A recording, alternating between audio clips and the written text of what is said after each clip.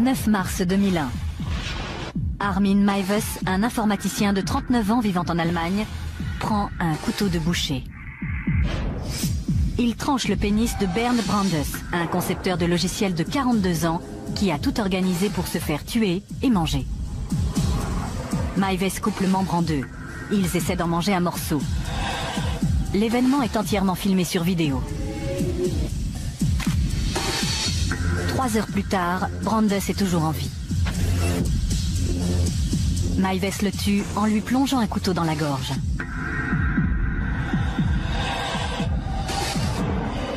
Au cours de l'année, il mangera 20 kilos de la chair de Brandes avant de passer volontairement aux aveux. Pour ces deux hommes, c'était le summum de l'expérience érotique. L'atroce apogée d'une aventure passionnée et tordue.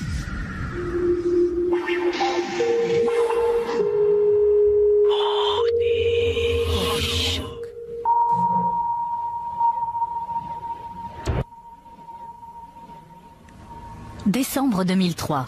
Armin Meiwes passe en jugement pour meurtre. Il n'a jamais nié le crime, mais l'affaire est spéciale car il semble l'avoir fait pour sa satisfaction sexuelle. Et il affirme qu'il ne devrait pas être condamné, car sa victime était consentante. Un juge doit déterminer comment et pourquoi ces événements se sont produits. Est-ce un crime que Meiwes devait fatalement commettre ? Ou bien a-t-il cédé à l'exigence de Brandes d'être mutilé de la pire manière imaginable ?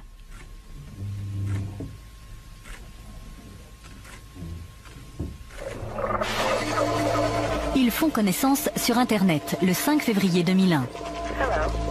Un mois plus tard, Frankie allait rencontrer Kator en personne.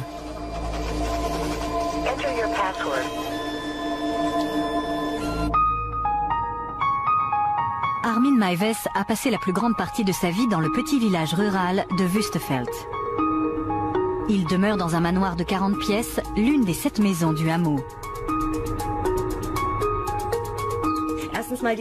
Il y a un superbe jardin immense. C'est plutôt un parc.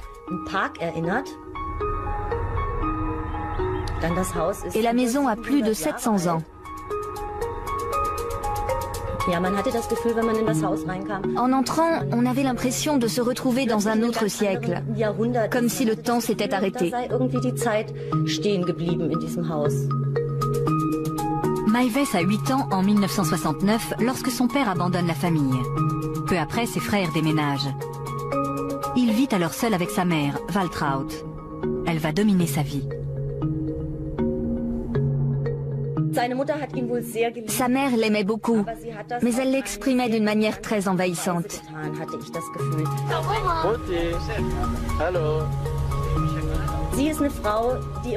C'était une femme qui rêvait de recevoir sa famille, ses enfants et des amis, que sa vaste demeure soit pleine d'animation.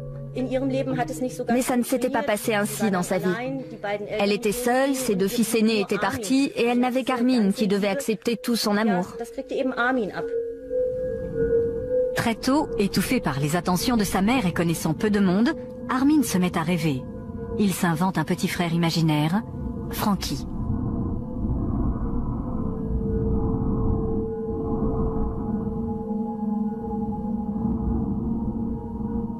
Pour Armin Meiwes, l'intérêt d'avoir un frère imaginaire était qu'il n'était plus seul.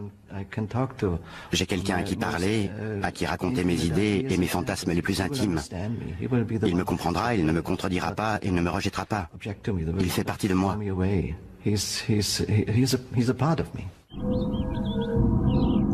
Il crée ses propres contes de fées, dont il dit qu'il se les rappelle encore parfaitement.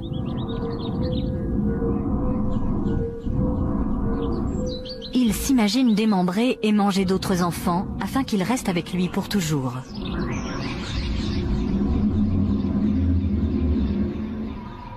Pendant son adolescence, Meiwes demeure le serviteur dévoué de sa mère. Certains commencent à remarquer son absence de la vie du village. Quand nous avons commencé à aller en boîte, vers 15 ans et jusqu'à 18-19 ans, je ne voyais pas beaucoup Armin. Et je ne l'avais pas remarqué parce qu'il ne faisait pas partie de notre bande de copains. Quand nous sortions, il ne venait pas. Il restait toujours chez lui, vêtu des mêmes vieux vêtements. C'était comme ça. Il vivait retiré dans sa maison. Un soulagement temporaire lui est accordé quand il s'engage dans l'armée à 19 ans. Mais il est stationné tout près et continue de vivre chez lui. Dans son régiment de ravitaillement, il sort du rang. Mais d'autres soldats s'aperçoivent rapidement que c'est un faible. Il n'était pas si évident qu'il avait du mal à s'affirmer. Dans notre unité, quand on se retrouvait ensemble, nous avions des relations amicales. Par exemple, si Maives disait « Allez, rangez tout ça », on lui répondait « Fais-le toi-même ». Il lui est encore difficile de rencontrer d'autres personnes. On a toujours dit que lorsque Armin invitait des femmes chez lui, sa mère faisait tout ce qu'elle pouvait pour s'en débarrasser. Je pense qu'elle voulait ce qu'il y a de mieux pour lui, et elle avait une idée bien précise de la belle-fille idéale. Il lui avait probablement échappé qu'Armin ne visait pas tout à fait le même genre de belle-fille que celle qu'elle aurait souhaitée. Les gens commencent à s'interroger sur sa sexualité. Il ne le savait peut-être pas vraiment lui-même. Un jour, il m'a demandé si je pensais aussi qu'il était homosexuel. Des rumeurs couraient dans la caserne et les gens racontaient qu'un homme l'avait embrassé sur la joue. Je l'ai entendu dire, mais je n'étais pas présent. Je lui ai donc répondu « Armin, c'est à toi de déterminer par quel sexe tu es attiré. » À ce moment-là, sa mère est clouée au lit et de plus en plus dépendante de lui. Mais il finit par trouver un moyen de s'échapper, et il en fait des films.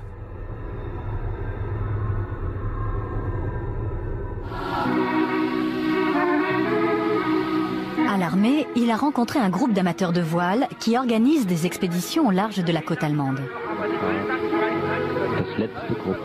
Armin fait sa première croisière en 1991. Il dit à sa mère que l'armée l'envoie dans un camp d'entraînement pour 2 semaines.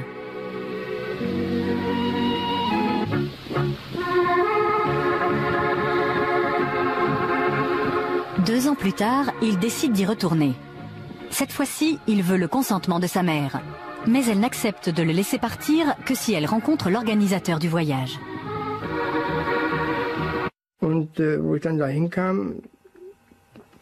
Quand je suis arrivé chez lui, je me suis dit « Mon Dieu, où suis-je » C'était comme si je me retrouvais au Moyen-Âge, dans un vieux manoir. En entrant, j'ai vu des vieux tapis, des vieux meubles, des choses comme ça. Après avoir posé de nombreuses questions, la mère se résout à le laisser partir. Mais pourquoi tant d'inquiétude? C'était totalement inutile. C'était un homme de 30 ans qui pouvait prendre soin de lui.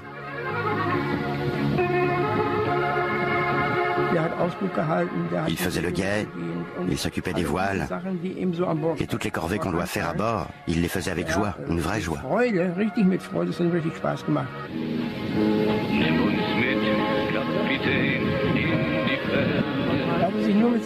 Il filmait tout le temps. C'est important, il avait toujours sa caméra avec lui. Il ne la posait jamais. Le seul film que nous ayons du voyage, c'est celui qu'il a tourné.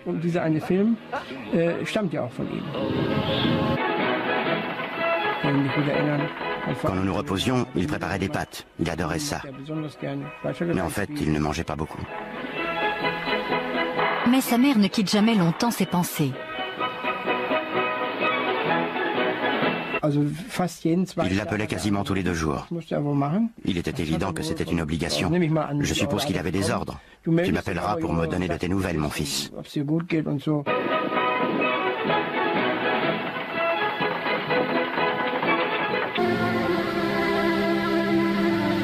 Après des années sans changement, en septembre 1999, sa vie est bouleversée. Sa mère meurt des suites d'une longue maladie. Armin est seul. Quand sa mère est morte, il a réagi comme tous ceux qui viennent de perdre leur mère. Il était triste, il a pleuré. Il était content que ses voisins viennent le soutenir. Nous avons essayé de l'aider. Une voisine a fait un gâteau, j'ai apporté des petits pains avec du fromage et de la charcuterie. Nous avons dressé la table pour le service funèbre et nous nous sommes occupés de tout.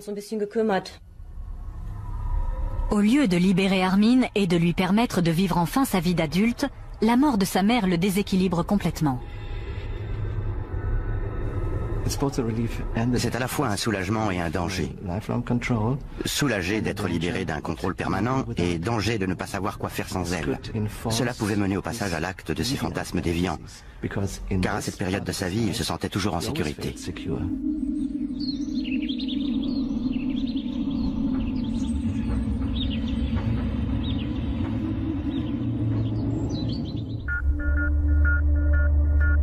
Bernd Brandes disparaît le 9 mars 2001. À 42 ans, le concepteur de logiciels berlinois s'est porté volontaire pour être abattu par Armin Meiwes. Le jour où il ne s'est pas présenté au travail, nous ne nous sommes pas trop inquiétés. Il n'était pas inhabituel qu'un collègue soit un peu en retard. Mais quand nous sommes partis déjeuner et qu'il n'était toujours pas là, nous avons commencé à attendre qu'il nous appelle. Sur son répondeur, une voix d'homme lui demandait de rentrer le plus vite possible. Et le ton était très malheureux. Je ne savais pas du tout qui c'était.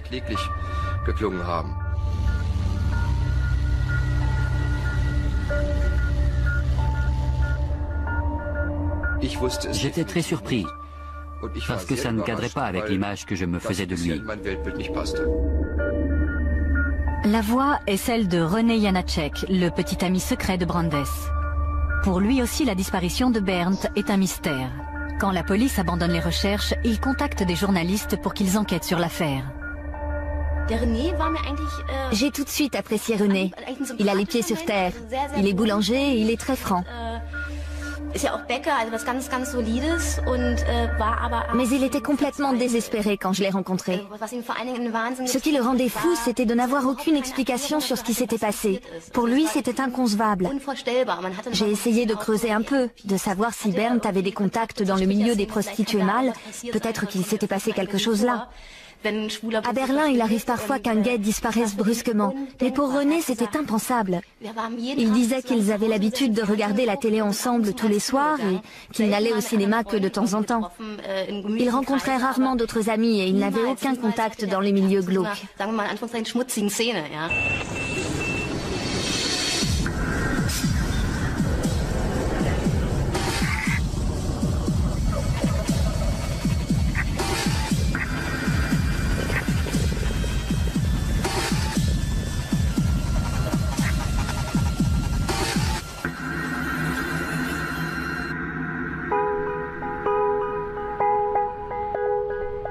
Avant sa disparition, cela faisait 15 ans que Brandes travaillait chez Siemens.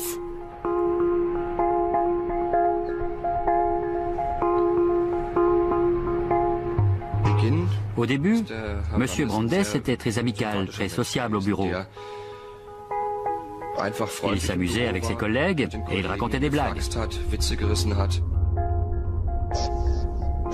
Après sa rupture avec Ariane, sa petite amie de longue date, Brandes n'attend que 3 mois avant de chercher quelqu'un d'autre.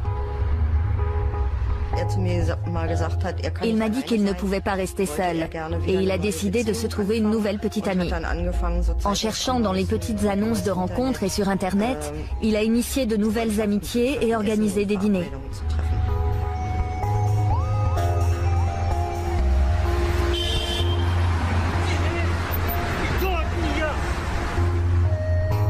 Atteignant les 40 ans, Brandes a peur de perdre son attrait sexuel. Il se réinvente et se met au sport de manière obsessionnelle. Il ne cesse de raconter à ses collègues comment il a transformé sa bedaine en tablette de chocolat. Quand il remarque un début de calvitie, il se rase la tête.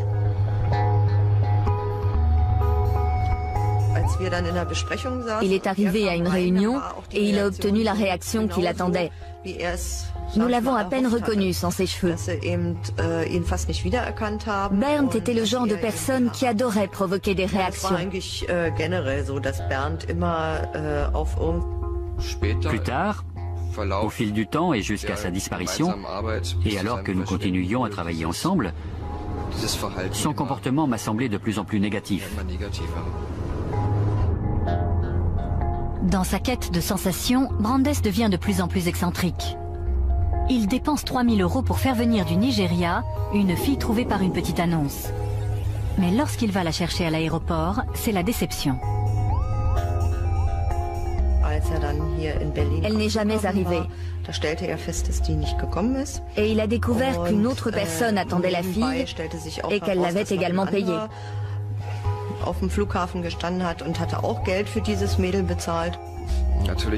Naturellement, nous, ses collègues, ça nous a fait sourire. Nous pensions, comment peut-on envoyer de l'argent comme ça?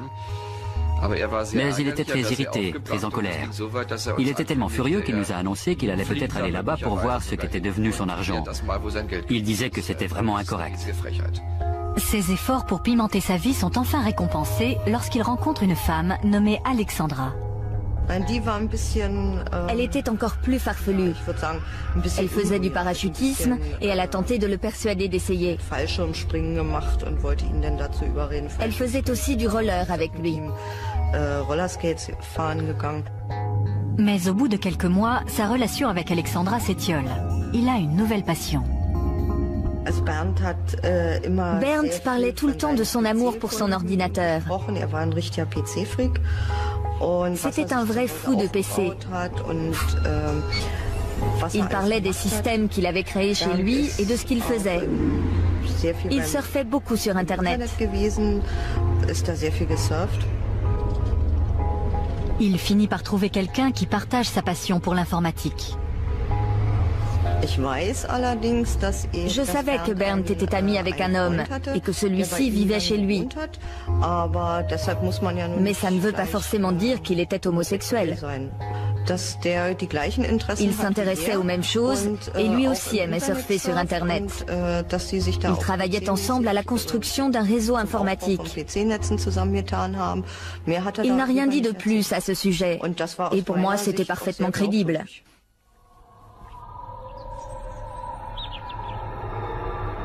L'année qui suit la mort de sa mère, Armin Meiwes quitte l'armée et commence à travailler comme informaticien dans la ville voisine de Rothenburg. Le temps qu'il consacrait auparavant à sa mère, il le passe maintenant à aider les gens du village. Je me souviens d'une nuit où mon ordinateur s'est bloqué.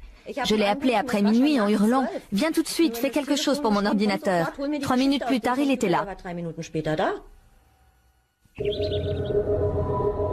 Pour faire de nouvelles rencontres, Meiwes se met à fréquenter le Blue Moon, une maison close située dans une zone industrielle voisine. Mais à la fin de la nuit, on le trouve souvent endormi au bar, seul. Physiquement, ce n'était pas le mâle dominant parmi d'autres mâles. Son apparence donnait l'impression qu'il était homosexuel. Mais nous n'en étions pas sûrs, car à ce moment-là, il s'intéressait à moi. Je trouvais ça ridicule. Ça aurait été comme avoir une relation sexuelle avec Mickey. Meiwes affirme avoir rencontré de nombreuses femmes, mais au village, on ne l'a jamais vu avec quelqu'un. Il m'a dit qu'il était fiancé avec une fille de Kassel. Je lui ai répondu en plaisantant, « Armin, qui pourrais-tu vraiment ramener dans la maison de Wüstefeld? Jamais je n'aurais osé amener une fille dans cet endroit. »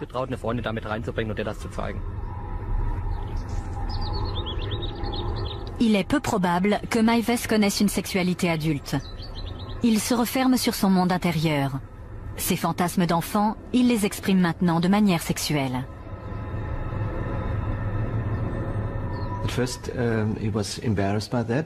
Au début, ça le gênait. Il avait peut-être l'impression qu'ils étaient deux, que deux personnes cohabitaient en lui. Ça ne fait pas partie de moi, ces fantasmes viennent d'ailleurs, d'un fantôme très méchant peut-être. Mais plus il y pensait, plus il lisait sur ce sujet, plus il voyait de films qui en parlaient, plus il l'intégrait dans sa vie. Lorsqu'on en arrive à des comportements extrêmes, comme le fétichisme, on ne peut pas dire que ce soit lié de près à l'éducation de la personne. Parfois, ça peut être relié à une expérience que cette personne a vécue et qui n'a rien à voir avec son éducation. Nous pouvons comprendre de nombreuses formes de fétichisme ou des choses qui s'y rattachent. Par exemple, exemple, bien des gens comprennent que les chaussures peuvent être sympas et nous admettons qu'on puisse les trouver très très sympas. Psychologiquement, cela s'explique par le fait que tout peut devenir objet d'excitation sexuelle. Vous apprenez qu'il existe dans le monde une chose qui vous excite sexuellement, vous et personne d'autre. Il installe un ordinateur chez lui et se connecte à des forums de discussion cannibales. Il y trouve des centaines de gens apparemment sur la même longueur d'onde.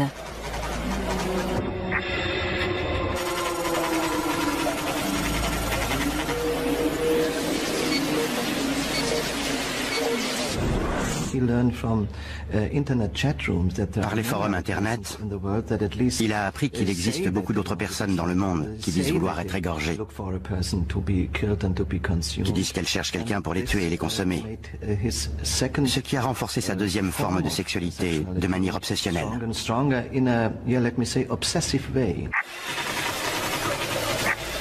Maives envoie un message sous le pseudonyme de Frankie.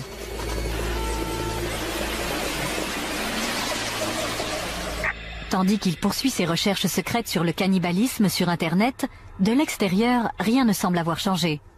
Ils s'adaptent parfaitement à la situation, à leurs différences, leur monstruosité. Ils le savaient se taisent, c'est normal. Seul changement notable dans sa vie, il commence à réparer sa maison à présent complètement délabrée. Il ne pouvait pas entretenir la maison comme il le voulait. Il a fait des petites choses. Il a peint l'extérieur. Elle avait l'air bien, du moins de dehors.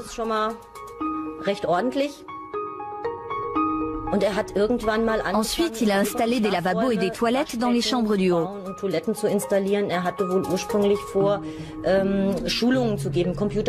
Au départ, il voulait donner des leçons d'informatique et pouvoir offrir l'hébergement aux clients assistant au séminaire de fin de semaine.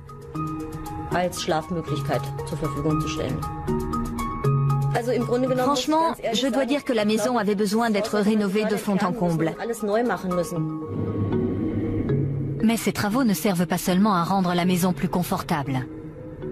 Dans une pièce qu'aucun de ses amis ne verra jamais, Maives bâtit un abattoir afin de réaliser la phase suivante de son fantasme.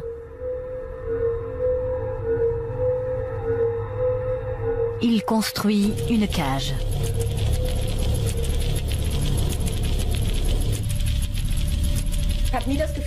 J'ai toujours pensé que je pouvais aller partout.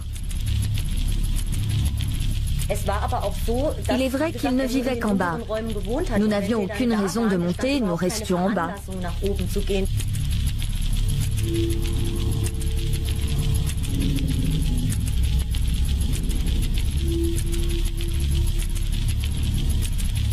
Il expose des photos de son œuvre sur Internet. Au cours de l'année suivante, il commence à attirer l'attention. Certains veulent juste discuter boucherie.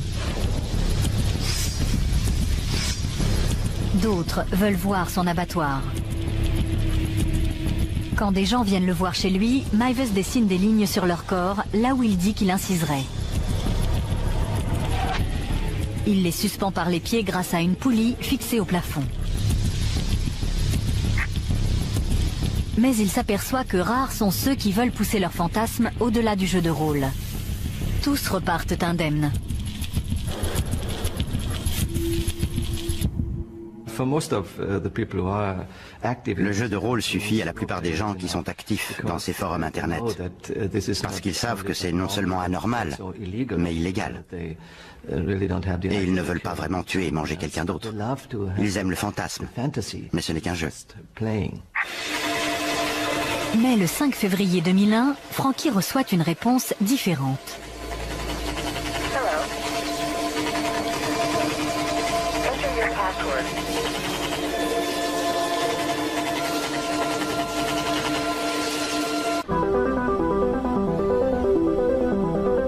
L'année précédant sa disparition voit un changement radical dans la vie de Bernd Brandes. Il s'installe avec René Janacek, un boulanger qu'il a rencontré par les petites annonces. Aux yeux de son petit ami, Brandes était un homme terre-à-terre et conventionnel. Parfaitement solide et assez conservateur, mais c'était ce qui lui plaisait chez lui. René avait bien 10 ans de moins, et Brandes lui donnait une forme de stabilité parce qu'il était digne de confiance et ne ressemblait à personne dans le milieu gai si volage de Berlin. Il ressemblait plus à certains de ces types bien qui le fréquentent aussi et qui sont souvent extrêmement sérieux.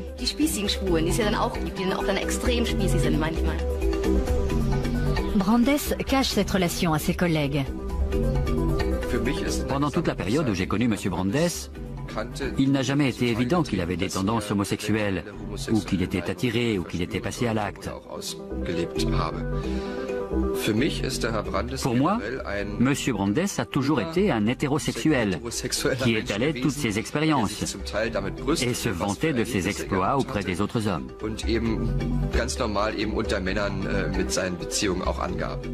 À l'insu de ses collègues et de René, Brandes commence à voir des prostituées hommes qu'il lève à la gare centrale de Berlin. Il leur demande de le fouetter jusqu'au sang. Plus d'une fois, il leur demande de lui croquer le pénis. Il offre des milliers d'euros. Aucun prostitué n'accepte.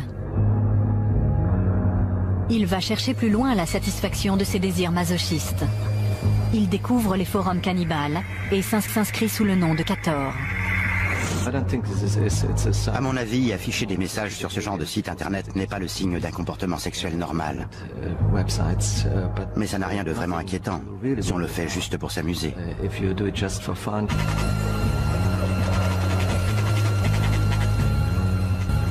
Brandes examine des centaines de messages en quête d'une personne capable de réaliser ses fantasmes de mutilation.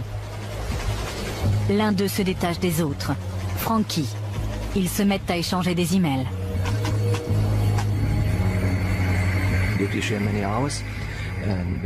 Si on passe de nombreuses heures devant son ordinateur pour trouver des gens avec qui partager ses fantasmes obscènes, je pense qu'on a un problème. Un mois à peine après la rencontre internet de Frankie et de Cator, les deux hommes organisent en détail la réalisation de leurs fantasmes. Comme d'habitude, Brandes part tôt de chez lui, comme s'il allait travailler. René dort encore. Il se rend à la gare centrale de Berlin. Il achète un billet pour Kassel, à l'autre bout de l'Allemagne. Aller simple. Il paye en espèces afin que personne ne puisse reconstituer son voyage.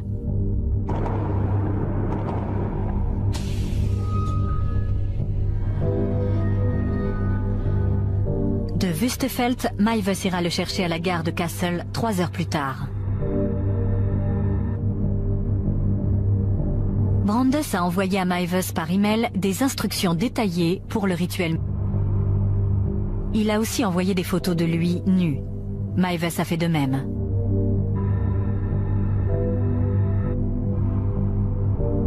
Le matin, Brandes efface de son ordinateur tout ce qui pourrait révéler sa destination. On ne l'attendra pas au bureau. Il a pris un jour de congé. Il a fait exprès de ne pas manger, afin que ses intestins soient vides. Selon les sites cannibales, ça rendra l'exécution plus facile et sa chair plus savoureuse.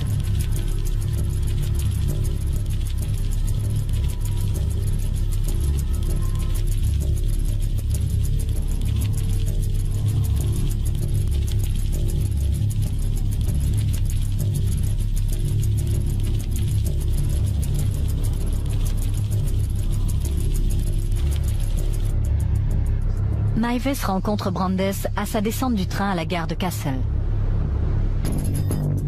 Ils repartent vers Wüstefeld.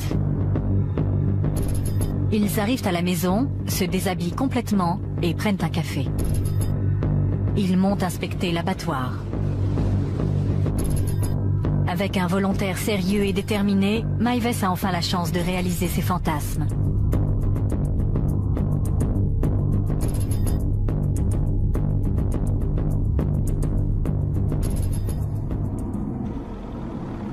Mais au moment crucial, il ne peut se résoudre à mordre dans Brandes. Brandes décide alors de rentrer chez lui sans avoir réalisé ses fantasmes. Mais il ne reprendra pas le train pour Berlin. Meiwes affirme que Brandes l'a supplié de réessayer. Meiwes le convainc que cette fois, il sera capable d'aller jusqu'au bout.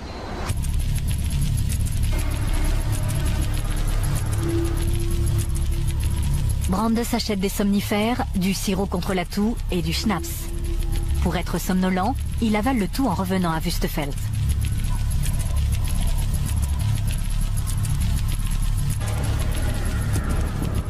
De retour à la maison, Meiwes prépare sa caméra vidéo afin de filmer le rituel.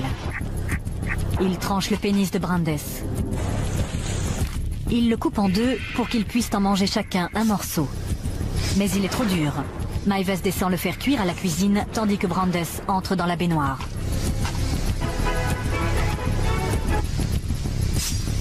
Le pénis finit par être tellement brûlé qu'il est immangeable. Brandes se vide de son sang dans la baignoire. Meiwes passe le temps en bas en lisant une histoire de Star Trek. 3 heures plus tard, Brandes est toujours en vie. Meiwes décide de le tuer. Il prend un couteau et lui tranche la gorge sur 18 cm.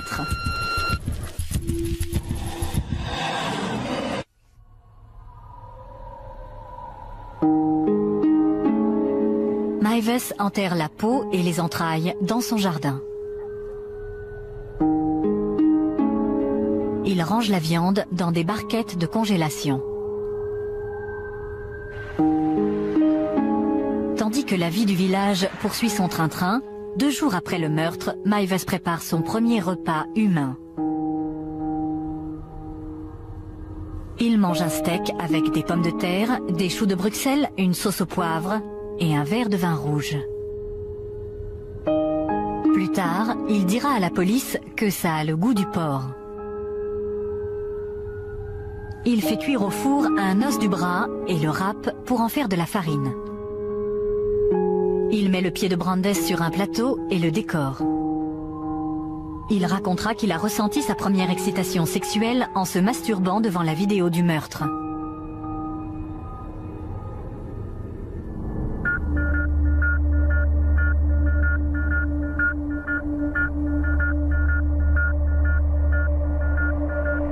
J'avais l'impression qu'il s'était passé quelque chose de louche. Nous nous sommes vite aperçus qu'il n'y avait pas eu de retrait sur son compte. Il n'avait donc pas sorti d'argent de la banque. Par conséquent, on pouvait écarter l'hypothèse d'une disparition volontaire.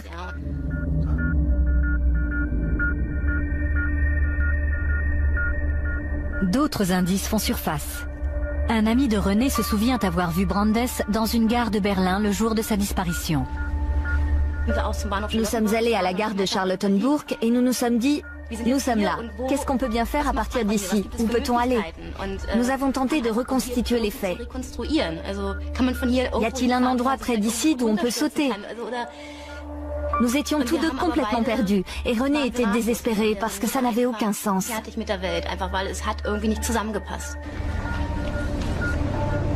En dernier recours, ils font paraître une annonce dans le journal avec une photo de Brandes. Plusieurs semaines passent sans réponse. En l'absence d'autres pistes, l'affaire est classée. À présent, Meiwes est le seul à savoir ce qui s'est passé le 9 mars 2001. À Wüstefeld, personne n'a le moindre soupçon. De l'extérieur, les gens ne se rendront peut-être jamais compte que le fantasme est devenu réalité, parce qu'ils n'ont jamais su qu'il y avait un fantasme. Donc, d'un côté, la personne qui commet le crime ou réalise le fantasme a l'habitude de garder le plus grand silence et de ne jamais montrer le moindre signe de cet accomplissement. Et de l'autre, les gens ne s'aperçoivent pas du changement, parce qu'il n'y a probablement pas grand changement. Au cours des mois suivants, Meiwes continue à cuisiner et à manger la chair de Brandes. Mais ses fantasmes sont réalisés et il est à nouveau seul. Il se retrouvait le même qu'avant. Il se retrouvait seul. Il n'avait pas de partenaire. Et il avait toujours ses rêves. Et c'est une sorte d'obsession, comme un alcoolique qui dit qu'il ne boira plus jamais. Mais des mois ou des années plus tard, il se remet à boire. Et tout ce qu'il a pu dire n'est rien, parce que cette obsession, cette dépendance fait toujours partie de sa personnalité. C'est pareil avec un cannibale.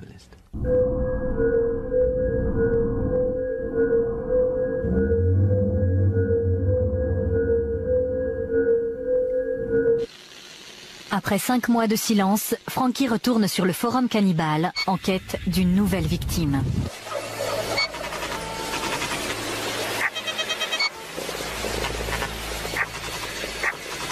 Pour convaincre de son sérieux, il donne des détails sur son crime.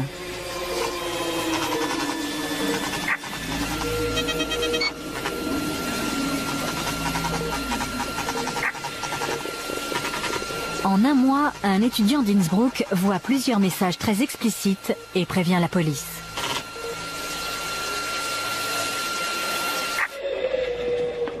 À 8h45, le 10 décembre 2002, près de 2 ans après le meurtre, 7 agents de police se présentent chez Meiwes. Il est mis en examen pour glorification de la violence. Quand on lui demande s'il a vraiment mangé de la chair humaine, il répond « peut-être ».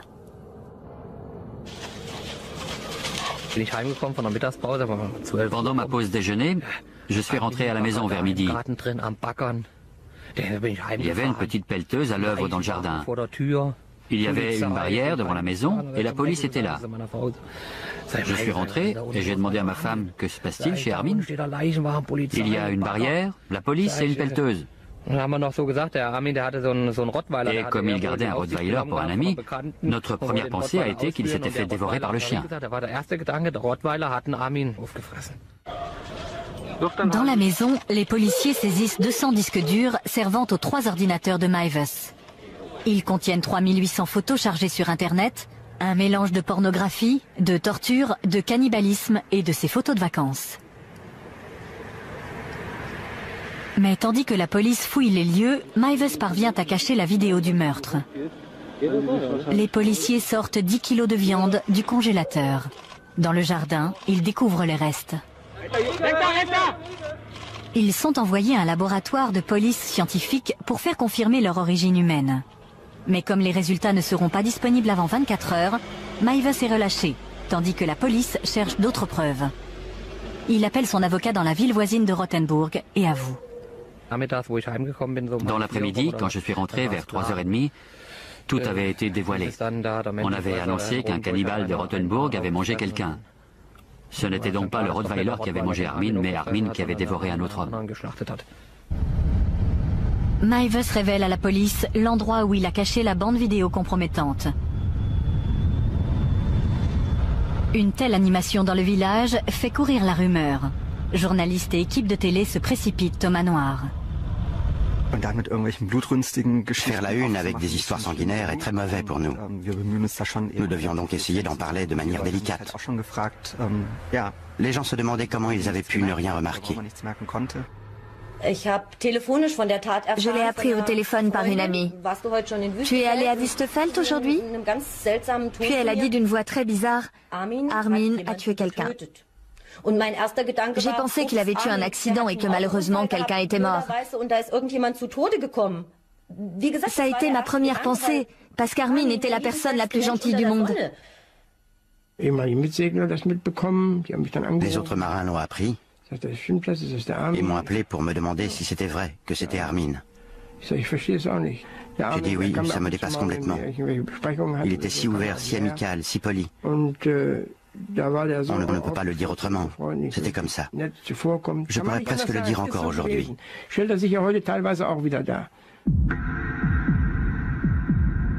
Les anatomopathologistes calculent qu'il manque 20 kilos de chair sur les restes de Brandes. Après avoir visionné la vidéo tournée par Meiwes, ils estiment que Brandes est mort à la suite de l'égorgement plutôt que de la mutilation. Meiwes est donc mis en examen non pour homicide, mais pour meurtre. Il est transféré dans une prison de haute sécurité où il passe l'année que dure la préparation de son procès. Les experts psychiatres le trouvent sensé et rationnel et donc apte à passer en jugement. Il leur raconte comment il rêve depuis son plus jeune âge de dévorer un autre homme.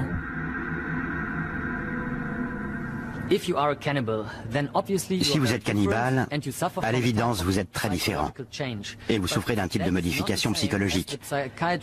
Mais ce n'est pas la même chose que dans les maladies psychiatriques, telles que la schizophrénie ou la paranoïa, par exemple, où les gens croient vraiment que les choses qu'ils entendent ou perçoivent ou sentent sont réelles. Ici, il s'agit de gens qui savent que leurs fantasmes n'ont rien à voir avec ceux des autres, mais ils n'y peuvent rien. Donc, dans un sens, ils sont différents. Mais ils ne souffrent pas du type de maladie mentale extrêmement grave que nous remarquerions immédiatement dans la rue. C'est aussi l'une des raisons pour lesquelles personne ne voit qu'ils ont des fantasmes cannibales ou zoophiles ou autres. Ça ne se voit pas. Meiwes dit également au psychiatre qu'il a l'impression d'avoir absorbé la virilité de Brandes, et même ses capacités, comme celle de parler anglais. À Berlin, on n'a eu aucune nouvelle de Brandes depuis sa disparition 18 mois plus tôt. Et soudain, son visage réapparaît aux informations. J'ai reçu un email le matin et tout ce qu'il disait, c'était que Bernd avait été retrouvé. Il y avait un lien internet avec un journal où on voyait son visage. C'était la photo utilisée pendant les recherches. J'ai lu l'article et je n'arrivais pas à croire ce qui s'était passé. C'était un Bernd Brandes complètement différent de celui que nous connaissions. Nous ne l'aurions jamais imaginé comme ça. Ça ne nous aurait jamais traversé l'esprit.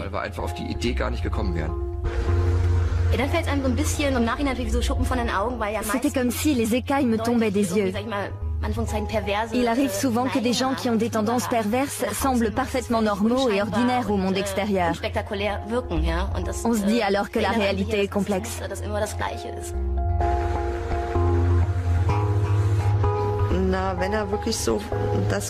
S'il a vraiment fait tout ça comme on le dit, alors je dois dire honnêtement que c'était un très bon acteur.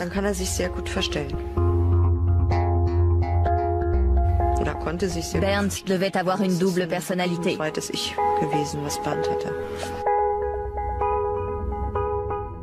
Je pense que personne ne comprend pourquoi il a voulu faire ça. L'une des raisons est évidente. Vous ne voulez pas exister, vous voulez disparaître complètement, mais en même temps, ça vous donne du pouvoir. C'est une sorte de domination par le bas. Je suis très faible, mais quelqu'un va me manger, et aussi longtemps que je vivrai, il va m'aimer parce que je me laisse manger. Et il est évident que je possède une énergie qui lui est précieuse.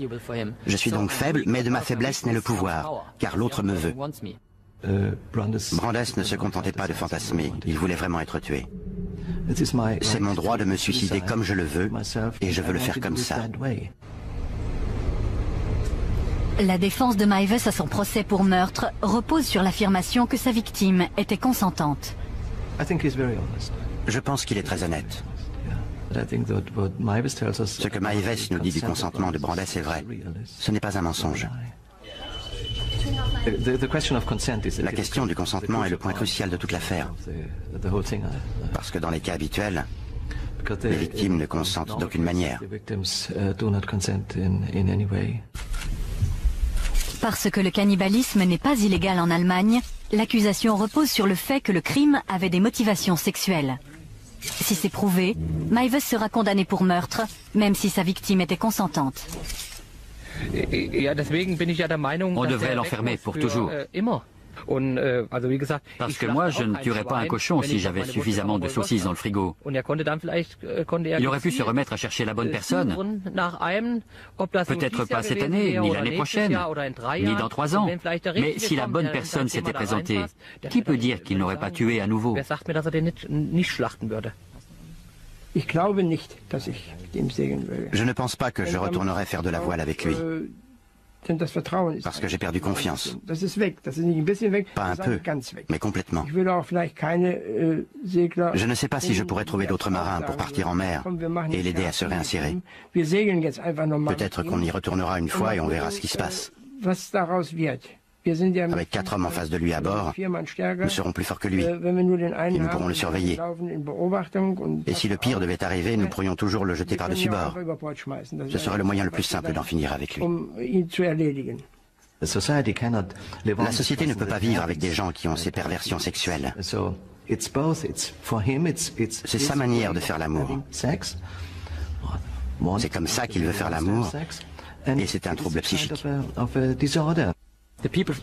Les gens qui souffrent de perversion ne peuvent pas contrôler leurs pulsions. Ils ne peuvent même pas s'empêcher d'y penser. Ils ne peuvent pas se dire « je veux m'endormir, je ne veux plus y penser ». Ça ne marche pas comme ça.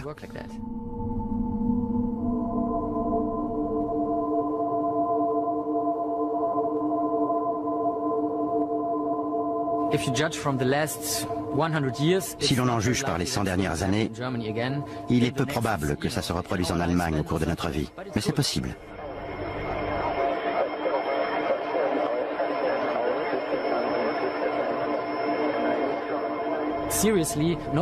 Sérieusement, personne ne devrait sous-estimer l'influence de notre monde moderne.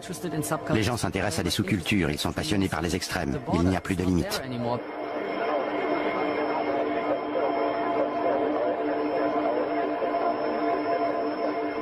Les sous-cultures sont de plus en plus accessibles par le net.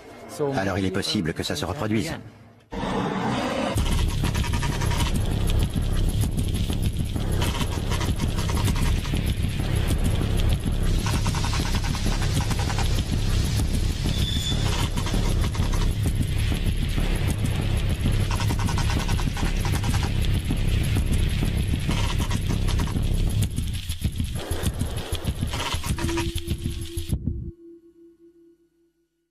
Photos de vacances.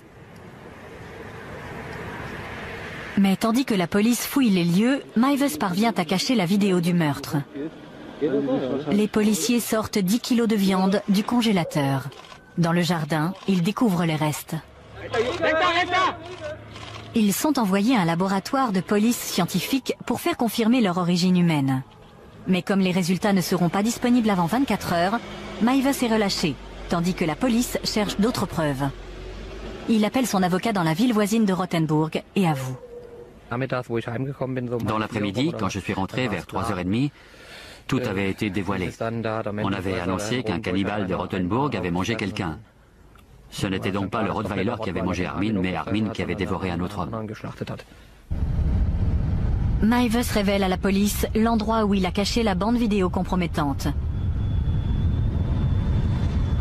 Une telle animation dans le village fait courir la rumeur. Journalistes et équipes de télé se précipitent au manoir. Faire la une avec des histoires sanguinaires est très mauvais pour nous. Nous devions donc essayer d'en parler de manière délicate. Les gens se demandaient comment ils avaient pu ne rien remarquer. Je l'ai appris au téléphone par une amie. Tu es allé à Wüstefeld aujourd'hui? Et qui n'a rien à voir avec son éducation. Nous pouvons comprendre de nombreuses formes de fétichisme ou des choses qui s'y rattachent. Par exemple, bien des gens comprennent que les chaussures peuvent être sympas et nous admettons qu'on puisse les trouver très très sympas. Psychologiquement, cela s'explique par le fait que tout peut devenir objet d'excitation sexuelle. Vous apprenez qu'il existe dans le monde une chose qui vous excite sexuellement, vous et personne d'autre. Il installe un ordinateur chez lui et se connecte à des forums de discussion cannibales. Il y trouve des centaines de gens apparemment sur la même longueur d'onde.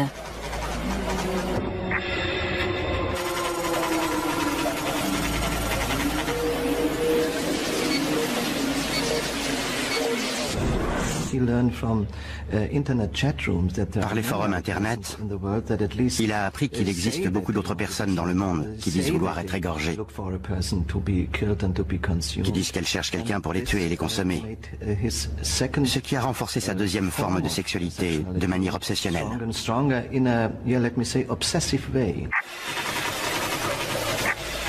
Meiwes envoie un message sous le pseudonyme de Frankie.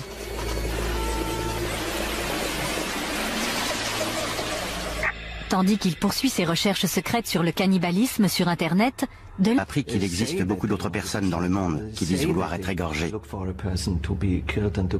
qui disent qu'elles cherchent quelqu'un pour les tuer et les consommer, ce qui a renforcé sa deuxième forme de sexualité de manière obsessionnelle.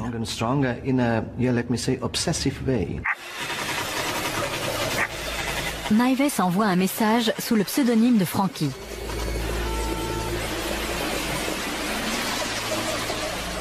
Tandis qu'il poursuit ses recherches secrètes sur le cannibalisme sur Internet, de l'extérieur, rien ne semble avoir changé. Ils s'adaptent parfaitement à la situation, à leurs différences, leur monstruosité. Ils le savent et se taisent, c'est normal. Seul changement notable dans sa vie, il commence à réparer sa maison à présent complètement délabrée. Il ne pouvait pas entretenir la maison comme il le voulait. Il a fait des petites choses. Il a peint l'extérieur. Elle avait l'air bien, du moins de dehors.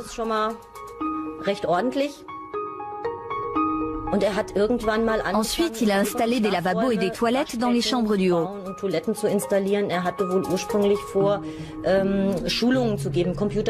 Au départ, il voulait donner des leçons d'informatique et pouvoir offrir l'hébergement aux clients assistant au séminaire de fin de semaine. Du sirop contre la toux et du schnapps. Pour être somnolent, il avale le tout en revenant à Wüstefeld.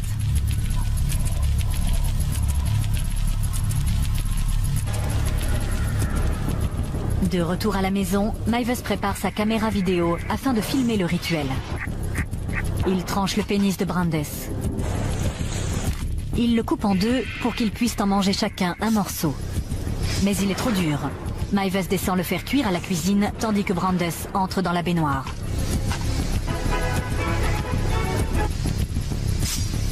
Le pénis finit par être tellement brûlé qu'il est immangeable. Brandes se vide de son sang dans la baignoire. Meiwes passe le temps en bas en lisant une histoire de Star Trek. 3 heures plus tard, Brandes est toujours en vie. Meiwes décide de le tuer. Il prend un couteau et lui tranche la gorge sur 18 cm.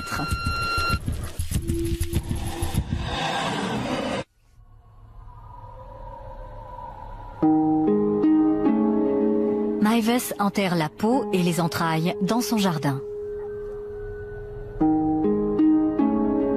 Il range la viande dans des barquettes de congélation. Tandis que la vie du village... Quand nous avons commencé à aller en boîte, vers 15 ans et jusqu'à 18-19 ans, je ne voyais pas beaucoup Armin. Et je ne l'avais pas remarqué parce qu'il ne faisait pas partie de notre bande de copains. Quand nous sortions, il ne venait pas. Il restait toujours chez lui, vêtu des mêmes vieux vêtements. C'était comme ça, il vivait retiré dans sa maison. Un soulagement temporaire lui est accordé quand il s'engage dans l'armée à 19 ans. Mais il est stationné tout près et continue de vivre chez lui. Dans son régiment de ravitaillement, il sort du rang. Mais d'autres soldats s'aperçoivent rapidement que c'est un faible. Il n'était pas si évident qu'il avait du mal à s'affirmer. Dans notre unité, quand on se retrouvait ensemble, nous avions des relations amicales.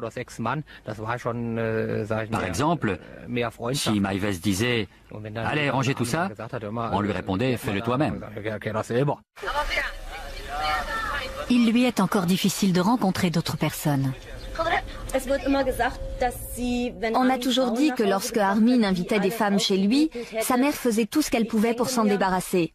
Je pense qu'elle voulait ce qu'il y a de mieux pour lui, et elle avait une idée bien précise de la belle pour le rituel. Il a aussi envoyé des photos de lui nu. Meiwes a fait de même.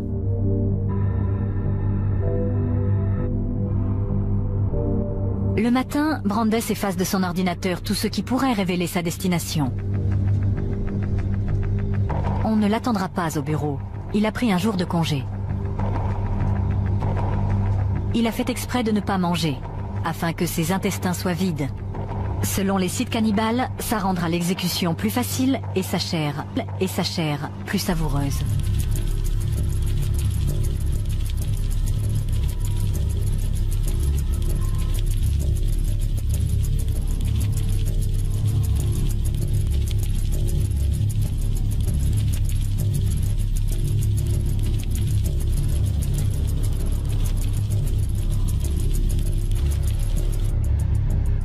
Meiwes rencontre Brandes à sa descente du train à la gare de Kassel. Ils repartent vers Wüstefeld. Ils arrivent à la maison, se déshabillent complètement et prennent un café. Ils montent inspecter l'abattoir. Avec un volontaire sérieux et déterminé, Meiwes a enfin la chance de réaliser ses fantasmes.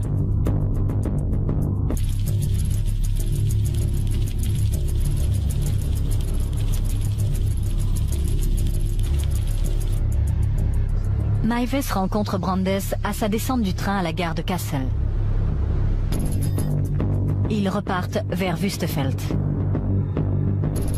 Ils arrivent à la maison, se déshabillent complètement et prennent un café. Ils montent inspecter l'abattoir. Avec un volontaire sérieux et déterminé, Maives a enfin la chance de réaliser ses fantasmes.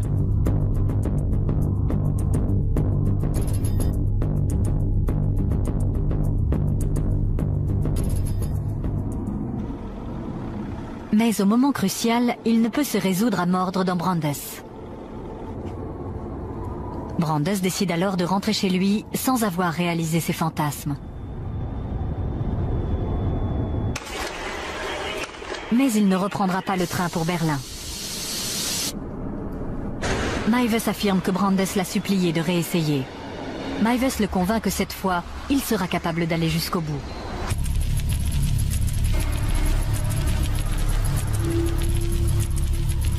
Brandes achète des somnifères, du sirop contre la toux et du schnapps.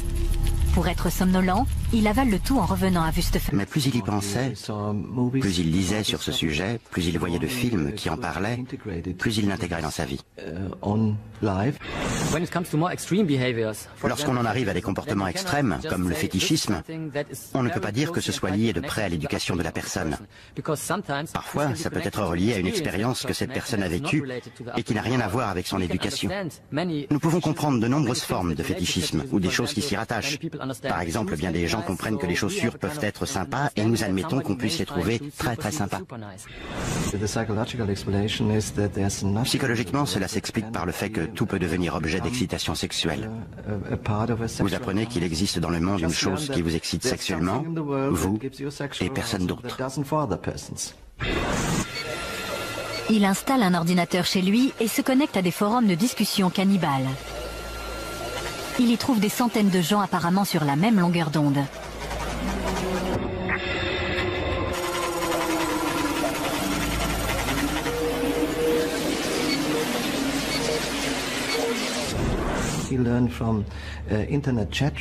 Par les forums Internet, il a appris qu'il existe beaucoup d'autres personnes dans le monde qui disent vouloir être égorgées,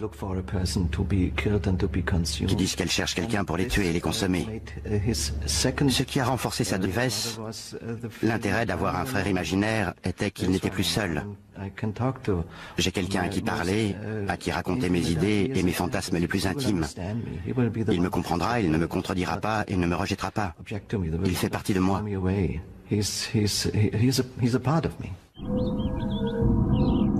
Il crée ses propres contes de fées, dont il dit qu'il se les rappelle encore parfaitement.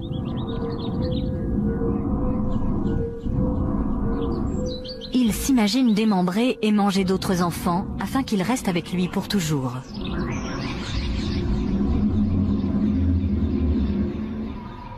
Pendant son adolescence, Maives demeure le serviteur dévoué de sa mère.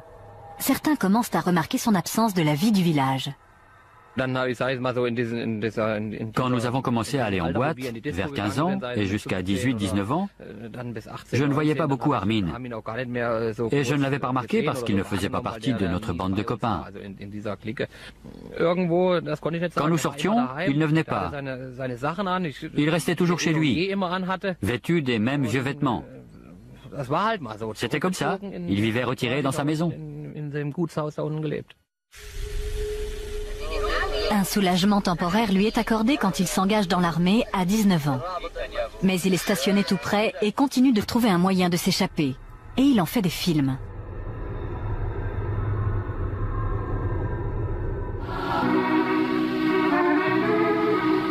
À l'armée, il a rencontré un groupe d'amateurs de voile qui organise des expéditions au large de la côte allemande. Armin fait sa première croisière en 1991. Il dit à sa mère que l'armée l'envoie dans un camp d'entraînement pour 2 semaines.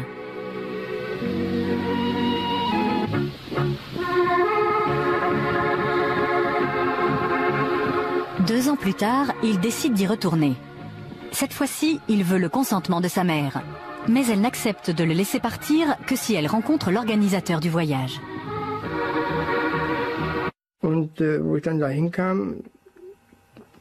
Quand je suis arrivé chez lui, je me suis dit, mon Dieu, où suis-je? C'était comme si je me retrouvais au Moyen-Âge, dans un vieux manoir. En entrant, j'ai vu des vieux tapis, des vieux meubles, des choses comme ça.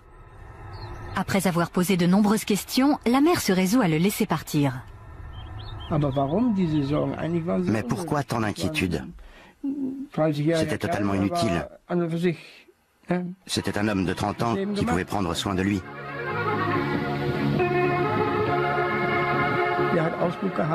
Il faisait...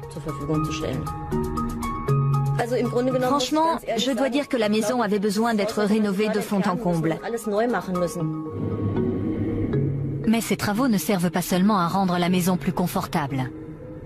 Dans une pièce qu'aucun de ses amis ne verra jamais, Meiwes bâtit un abattoir afin de réaliser la phase suivante de son fantasme.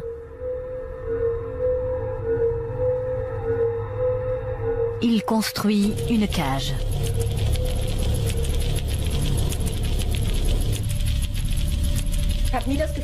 J'ai toujours pensé que je pouvais aller partout. Il est vrai qu'il ne vivait qu'en bas. Nous n'avions aucune raison de monter, nous restions en bas.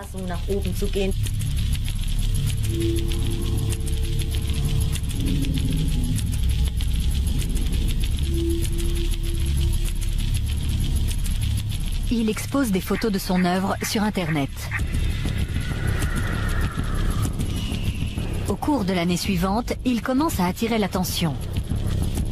Certains veulent juste discuter boucherie. D'autres veulent voir son abattoir. Quand des gens viennent le voir chez lui, Meiwes dessine des lignes sur leur corps, là où il dit qu'il inciserait. S'il a vraiment mangé de la chair humaine, il répond « peut-être ».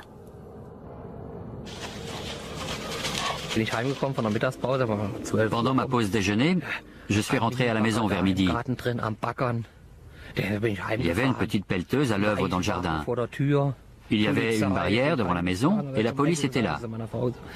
Je suis rentré et j'ai demandé à ma femme que se passe-t-il chez Armin. Il y a une barrière, la police et une pelleteuse.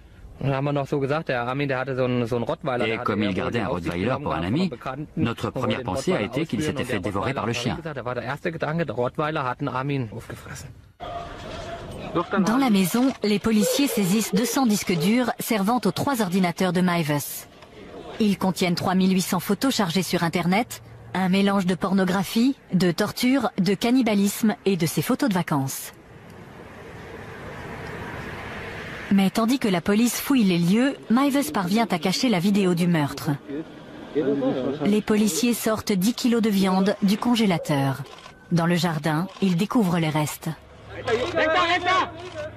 Ils sont envoyés à un laboratoire de police scientifique pour faire confirmer leur origine humaine.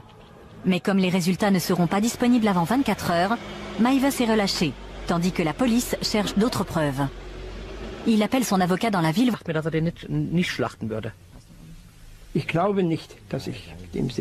Je ne pense pas que je retournerai faire de la voile avec lui. Parce que j'ai perdu confiance.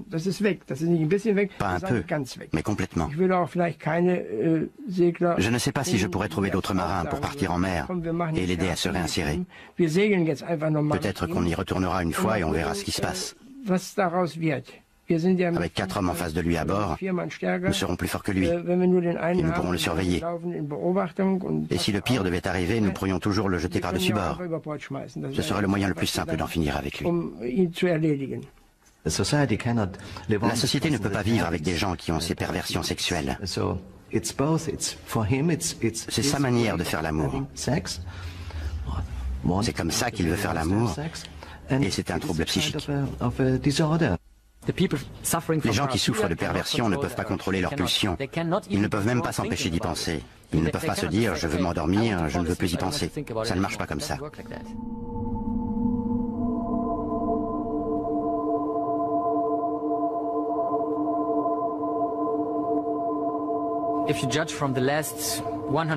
Si l'on en juge par les 100 dernières années, il est peu probable que ça se reproduise en Allemagne au cours de notre vie. Mais c'est possible. Tout de suite apprécié René. Il a les pieds sur terre. Il est boulanger et il est très franc. Mais il était complètement désespéré quand je l'ai rencontré. Ce qui le rendait fou, c'était de n'avoir aucune explication sur ce qui s'était passé. Pour lui, c'était inconcevable. J'ai essayé de creuser un peu, de savoir si Bernd avait des contacts dans le milieu des prostituées mâles. Peut-être qu'il s'était passé quelque chose là. À Berlin, il arrive parfois qu'un gay disparaisse brusquement. Mais pour René, c'était impensable. Il disait qu'ils avaient l'habitude de regarder la télé ensemble tous les soirs et qu'ils n'allaient au cinéma que de temps en temps. Il rencontrait rarement d'autres amis et il n'avait aucun contact dans les milieux glauques.